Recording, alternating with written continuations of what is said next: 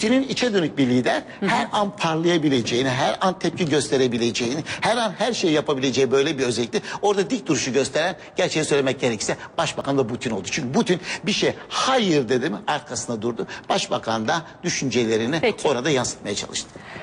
Çok teşekkürler. Beden dili uzmanı Rikon Doğan'la birlikteydik. Eray, şimdi bir ara verip sonra veda ediyoruz galiba. Peki biraz ara, sonra veda etmek için karşınızdayız.